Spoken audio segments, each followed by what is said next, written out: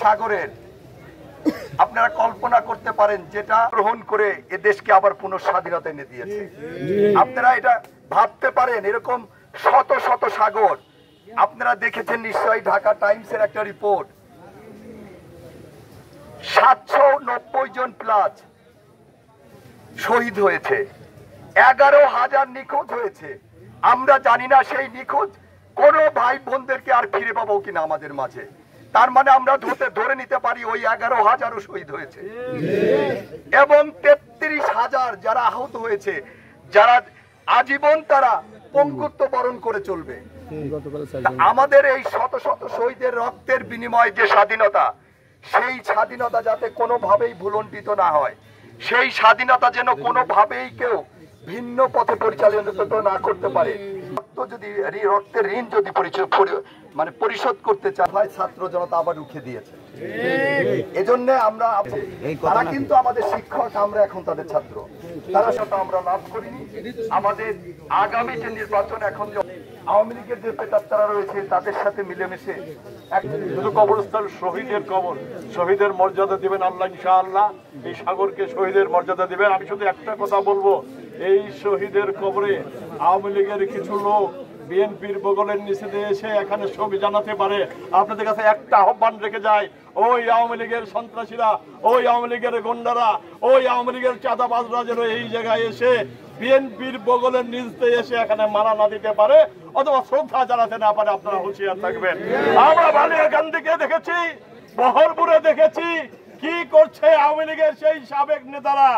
ওনারা আবার বিএনপির বগলের নিচে এসে দেশপ্রেম দেখাতে যাচ্ছেন। খুব সাবধান, হুঁশিয়ার করে দেয় আমাদের কেন্দ্রীয় নির্দেশনা, কোন আওয়ামী লীগ যেন আমাদের মধ্যে না ঢুকে, আমাদের মধ্যে বিভ্রান্ত সৃষ্টি করতে না পারে।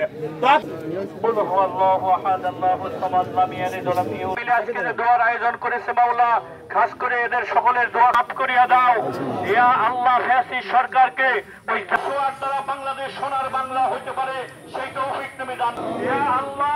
খাস করে মাওলা তোমার দরবারে ফরিয়াদ, জন্য জান্নাতের দরজা খুলে দাও আল্লাহ। খাস করে অশ্লীল কাজকে মোকাবেলা করে এই সমস্ত নেতা কর্মীদের তুমি সুস্থতার জিন্দেগি দান করিয়া দাও।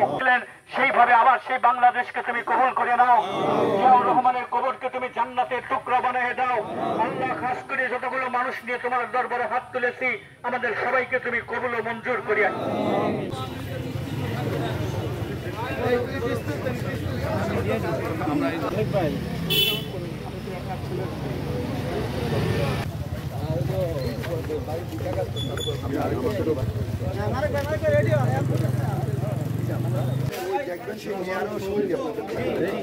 রেখে গেছে আপনাদের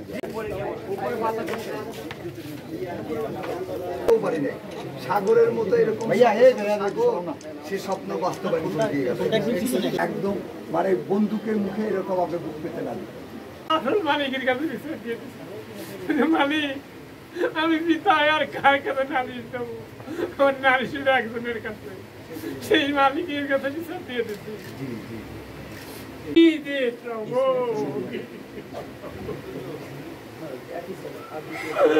আমি কি দিয়ে সহ্য করবো? আমার